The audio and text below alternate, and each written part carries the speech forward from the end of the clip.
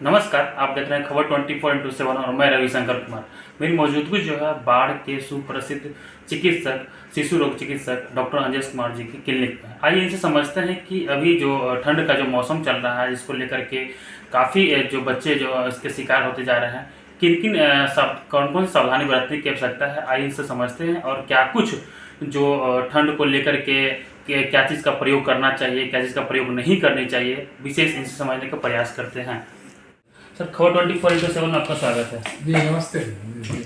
क्या सर, लगातार अभी ठंड का मौसम चल रहा है और इसको लेकर के बच्चों को किन किन सावधानी बरतनी चाहिए? हाँ, देखिए, अभी मुख्य रूप से जो आपने ही बताया कि शीतलहर चल रही है। बाहर का टेम्परेचर 10 डिग्री है सेंटीग्रेड है और हमारे शरीर का टेम्परेचर 37 डिग्री सेंटीग्रेड है। स्वाभाविक है। तो इस ठंड के मौसम में बच्चे सबसे अधिक पीड़ित हो रहे हैं। हाँ, तो उससे बचाव के लिए पहले ठंड से बचने के लिए पहली बात, ठंड से घर से बाहर कम निकलें। जब भी निकलें तो गर्म कपड़ा सर से लेकर के पैर तक पूरा कवर्ड रहना चाहिए, लेयर में रहना चाहिए। डॉक्टर के रूप में यदि मुख्य रूप से अभी जो खास करके जो भी नवजात शिशु होते हैं वो सबसे अधिक शिकार होते हैं ठंड का, क्योंकि जहाँ उनकी डिलीवरी होती है, जहाँ जन्म लेते हैं, वहाँ इस तरह की व्यवस्था नहीं रहती है। तो और जैसे ही बच्चा जन्म लेता है, सडन एकाएक उसे 10 डिग्री टेम्परेचर का सामना करना पड़ता है। छोटे बच्चे में उस तरह के डेवलप भी नहीं होता है कि उस टेम्परेचर से।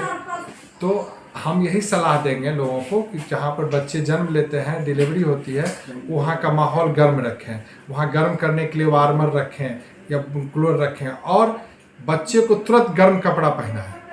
हाँ, पैर हाथ जो ढके और वो कंबल, हल्का कंबल रखें और ऐसे कपड़े का इस्तेमाल करें जो शरीर से सटा हुआ हो।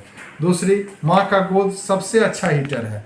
यदि बच्चे को माँ के स्किन से सटा हुआ रहेगा, एक दूसरे के कांटेक्ट में रहेगा, तो उससे बहुत अधिक बच्चा गर्म रहता है। तो बच्चे को ठंड से बचाने के लिए माँ का गोद, गर्म कपड़ा और वातावरण गर्म हो, ये विशेष रूप से हमें ध्यान रखना चाहिए। ठंड के मौसम में ज़्यादातर बच्चों को निमोनिया का शिकार हो जाते हैं, उसको लेकर के क्या कुछ सावधानी बरतनी? हाँ जी, हाँ, देखिए, मुख्य रूप से निमोनिया बच्चे इस सीजन में जो वायरस इन्फेक्शन होता है, जैसे इन्फ्लुएंजा वायरस, अलग अलग नाम है, रेस्पिरेटरी सिंसिटियल वायरस, जैसे अभी HMP वायरस का प्रकोप आप सुन रहे होंगे। ये सामान्य वायरस है जो बच्चे को संक्रमित करते हैं, क्योंकि बच्चों की प्रतिरोधक क्षमता उतनी डेवलप नहीं होती है। और एक रोटा वायरस जिसके कारण डायरिया होता है। इन सबों का टीका भी सरकार दे रही है, कुछ उपलब्ध प्राइवेट क्लिनिक में भी है, वो दिलाना चाहिए। दूसरी चीज़ है, जो निमोनिया में हमेशा हम सलाह देते हैं, माँ को बताते हैं कि 3 चीज़ें ध्यान में रखिए। बच्चे का दूध नहीं पीना, सुस्त रहना, दूसरा हाई टेम्परेचर, तीसरी चीज़ तेज सांस चलना। ये 3 चीज़ें रहने पे तुरंत डॉक्टर से संपर्क करें। इसमें किसी भी तरह का आप यदि कोताही बरतते हैं या कोई तरह का आप करते हैं तो आप बच्चे के लिए जानलेवा हो सकता है। सामान्य सर्दी खांसी के लिए यदि बुखार हो तो पैरासिटामोल इस्तेमाल करें। यदि बच्चा आपका दूध ले रहा है, सामान्य नाक चल रहा है, तो आप घरेलू उपचार से भी उसका उपचार कर सकते हैं। लेकिन यदि सांस तेज चले और घरघराहट ज़्यादा रहे तो डॉक्टर से अवश्य सलाह लें। यही मुख्य रूप से मेरी क्योंकि बचाव ही हमारे लिए सबसे बड़ा इलाज है।